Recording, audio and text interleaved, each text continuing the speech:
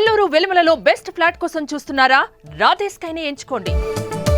జబర్దస్త్లో కావచ్చు, సినిమాలో కావచ్చు, సీరియల్స్లో కావచ్చు, ఆయన చాలా వరకు సుపరిచితం. దూది వెంకట్ గారు ఉన్నారు. ప్రాపర్ ఎక్కడండి మీది? చిత్తూరు జిల్లా. తొనకల కూర వేసుకున్నావా? ఏం కూర? తొనకల కూర అంటే గోవిందరాంధ్ర వాళ్ళు బాలరాజు గారు వస్తున్నారు.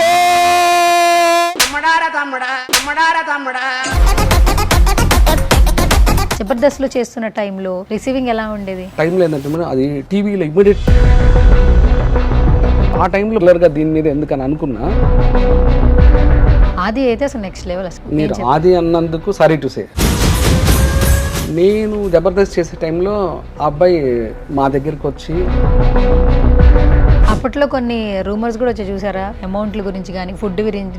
నేను కొంతమంది ఇంటర్వ్యూస్ కూడా చూసిన, మళ్ళీ పర్టికులర్గా ఆ పేర్లు ఏం నేర్చుకున్నారు మీరు ఇండస్ట్రీలో చెప్పండి. అప్పుడు నేను చెప్పిన వాటిలో నుంచి చిన్న డైలాగు, స్వామి వాళ్ళు కూరలు మేపడానికి వచ్చినారు, నేను పూలు చేయడానికి వచ్చాను స్వామి.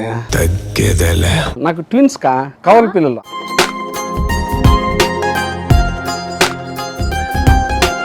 హాయ్ హలో నమస్తే, this is Suvarna. Welcome to సువర్ణతో సరదాగా. ఇండస్ట్రీలో ఏంటంటే ప్రతి ఒక్కరికి ఒక టైం వస్తుందన్నమాట. కొందరు మాత్రం ఎప్పటికీ క్యారెక్టర్స్లో ఉండిపోతూ ఉంటారు. ఇప్పుడు చూస్తే ఈ నాయనేనా అనిపిస్తూ ఉంటుంది. బేసికల్గా రైట్ నాతో పాటు దూది వెంకట్ గారు ఉన్నారు. జబర్దస్త్లో కావచ్చు, సినిమాలో కావచ్చు, సీరియల్స్లో కావచ్చు, ఆయన చాలా వరకు సుపరిచితం. ఇప్పుడు ఇంటర్వ్యూ చేసిన తర్వాత ఆయన ఎలా ఉంటారు ఏంటనేది మీకు కూడా అర్థమైపోతూ ఉంటుంది. అస్సలు లేట్ చేయొద్దు, మాట్లాడేద్దాం పదండి. హాయ్ వెంకట్ గారు. నమస్తే, వెల్కమ్ టు సుమన్ టీవీ.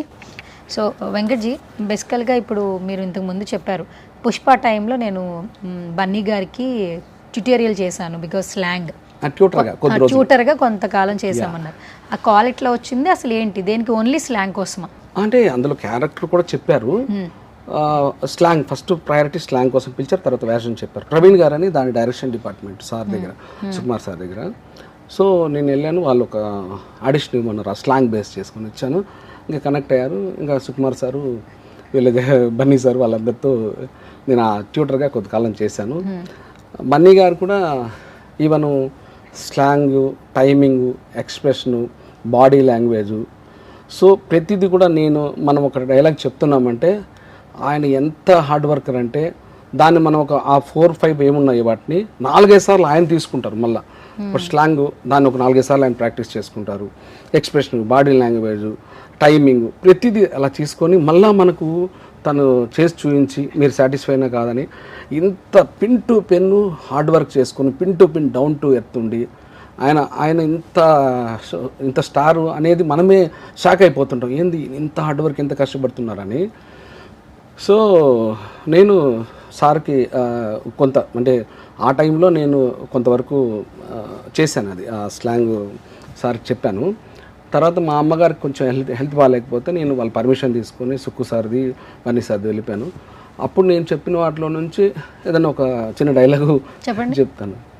స్వామి వాళ్ళు గొర్రెలు మేపడానికి వచ్చినారు, నేను పూలు చేయడానికి వచ్చాను స్వామి.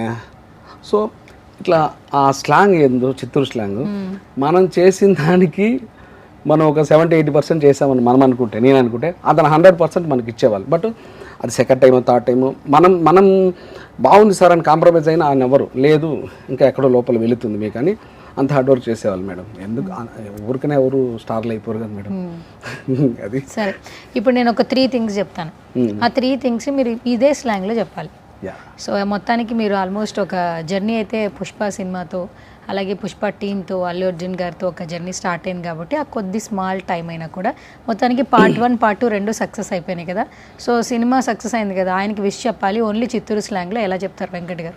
సార్ నేను సార్ మీ దూది వెంకట చాలా రోజులు అయిపోయిందిలే కానీ మిమ్మల్ని కలిసి సార్, అయితే ఏందో కానీ మా ఊర్లో ఎట్ట అంటారు తెలిసిన సార్, ఏందిరా నాయన యాక్టింగ్ ఏంది, ఆ మనిషి ఏంది అట్ట కనిపిస్తూ ఉన్నాడు, ఏంది అబ్బా మాకైతే చూడడానికి 2 కళ్ళు సాలేదనుకోరా నాయన. ఓసారి ఎప్పుడైనా పోయినప్పుడు మా ఊర్లో ఇట్ట పీలర్లో ఇట్ట చచ్చిపోతారు మీరంటే చెప్పురా ఆయన, నువ్వన్నా ఏంది ఆ యాక్టింగ్ అంత అందంగా ఉన్నాడు ఏందిరా, అసలు మాకే మగవాళ్ళకే అట్లా అనిపిస్తుంది తెలిసినా అని అంటే. సో ఇది సార్. సో స్వీట్ అవి చాలా బాగా చెప్పారు ఆన్ ద స్పాట్. ఓకే.